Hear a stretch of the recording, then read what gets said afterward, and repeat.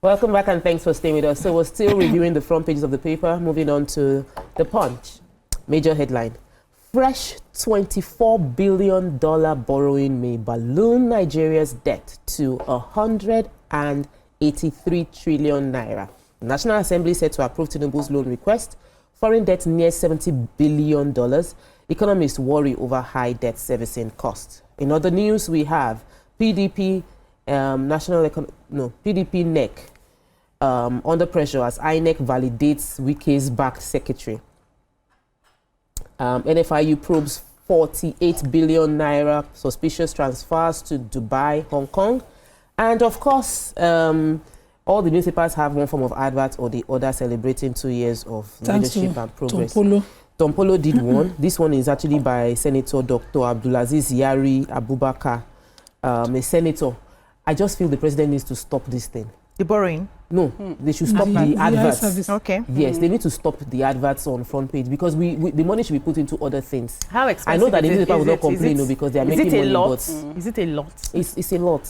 It will buy shares. Let's take the stories that PDP next. So the fact-finding committee of the PDP National Caucus, led by the governor of Taraba State, Agbu Kefas, and also in that committee he has the governor of Zamfara State, Dauda Lawal, and Peter Mba of Enugu.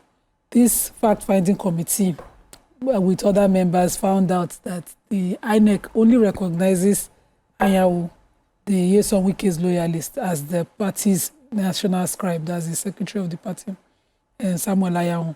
And of course, they've reported to the NEC, that's the 99th National Executive Committee meeting of the PDP, and they announced this, that they went to do fact-finding. I'm wondering, one person did not just email INEC chairman or no, is the recognized party. But this is following a Supreme Court judgment, and they are now worried. They now have to do a 21-day notice and reconvene June 30 to know how to remove PDP, Wike's loyalists, because the one way Wike don't do the party, he don't do. At this point. But Wike already, last week, he has been calling out Governor Seyi Makinde of Oyo State and Governor Mba of Enugu State for certain things and saying that he's going to withdraw certain things from the party. But you can go and read Punch for the details. Okay. So the Nigerian Financial Intelligence Unit has raised alarm over an alarming surge in suspicious financial transactions from Nigeria to Dubai and Hong Kong. Yes, two jurisdictions it describes as emerging global hotspots for illicit financial flows.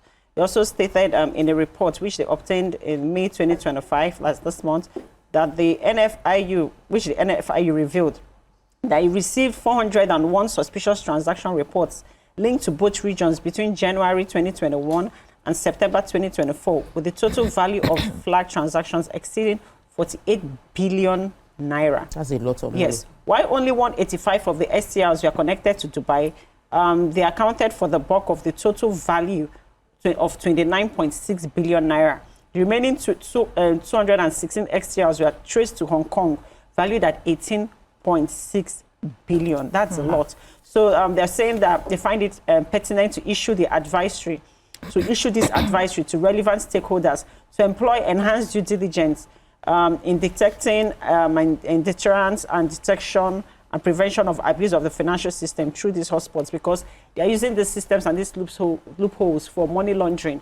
So I can even understand Dubai, because I know plenty of people that are buying properties in Dubai, selling properties in Dubai. But Hong Kong, I don't know much about there's a lot.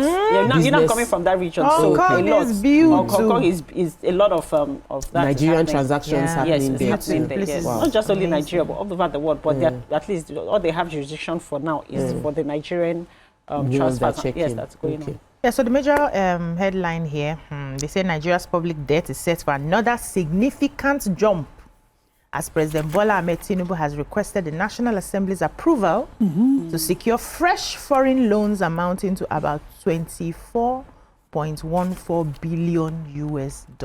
Wow. At the prevailing official exchange rate, which is about 1,583 naira 74 kobo to $1, the proposed borrowing would add approximately 38.24 trillion to the existing debt stock, potentially pushing Nigeria's total public debt from 144.67 trillion at the end of 2024 to over 182.91 trillion by 2026. So they found a way to, give us data on the composed borrowing. We're not borrowing just dollars, we're borrowing pounds, we're also borrowing yen, the Japanese yen, and everything is translating to the total figure. I think the Japanese yen will take us to 102 million US dollars.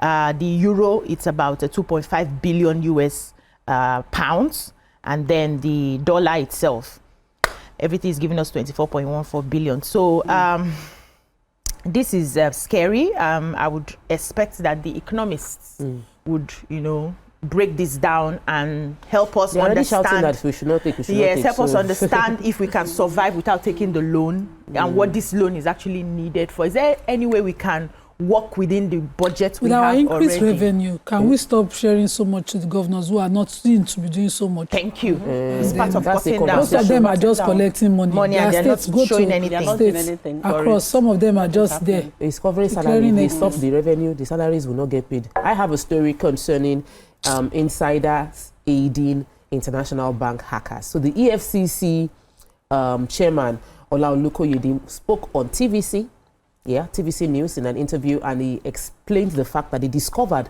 that these workers within the bank, a few rogue elements of them, are now aiding hackers from Europe and the US, and they move billions within minutes. Actually, he said within seconds that they commandeer, they grant access to these hackers that are in these countries, and immediately they have access.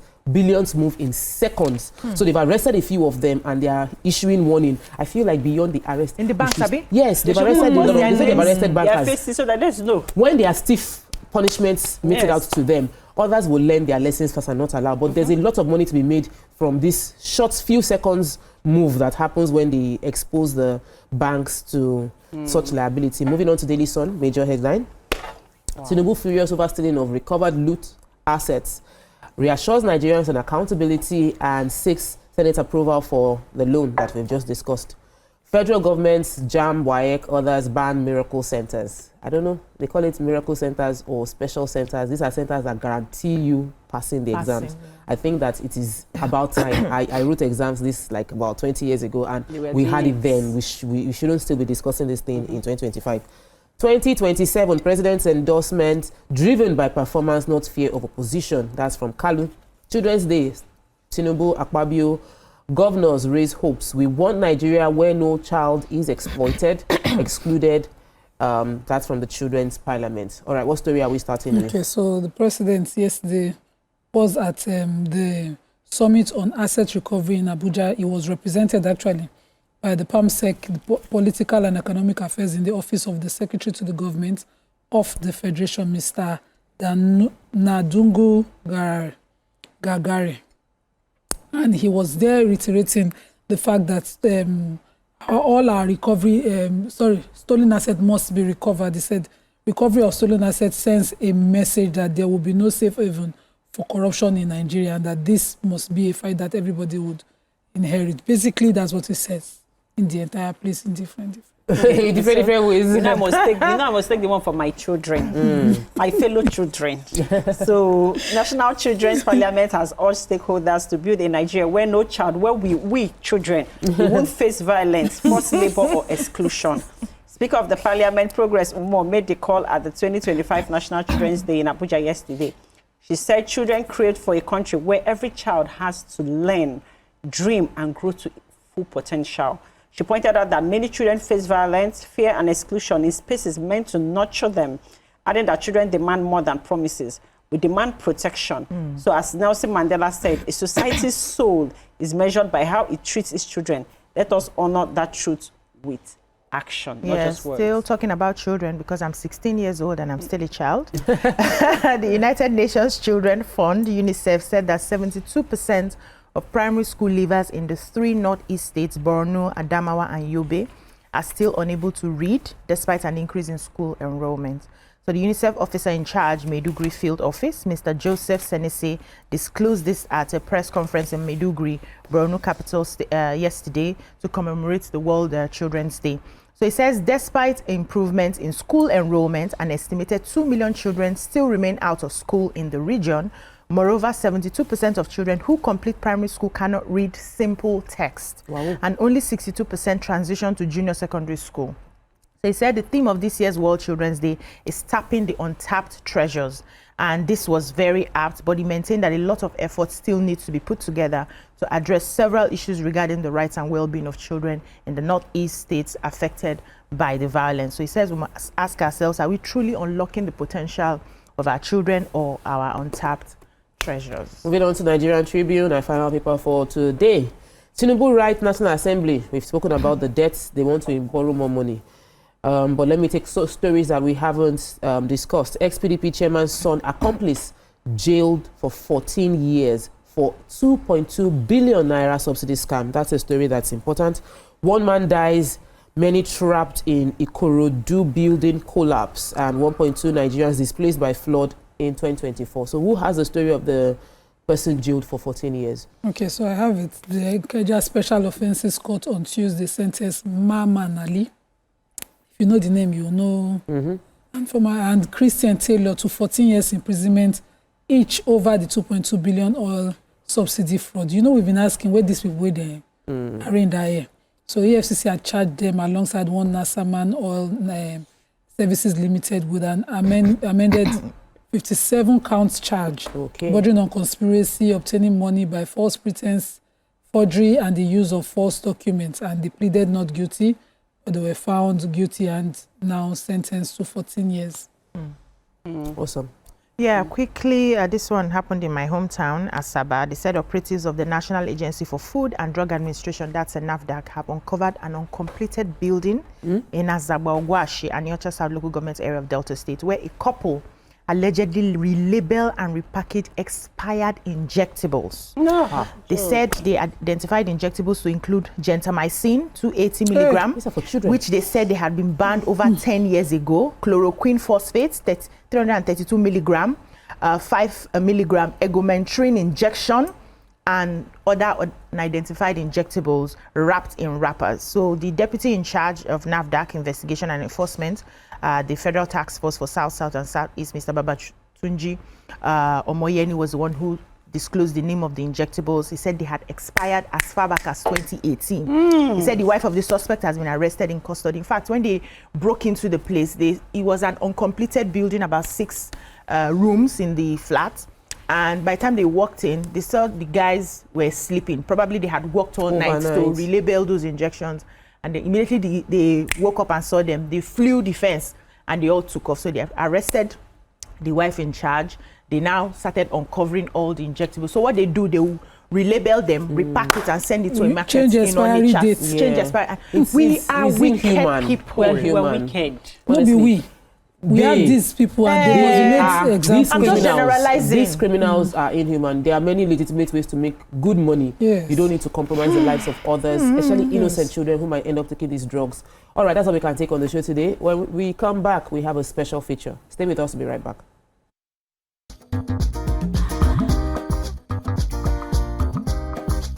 Stay tuned. Your View will be right back.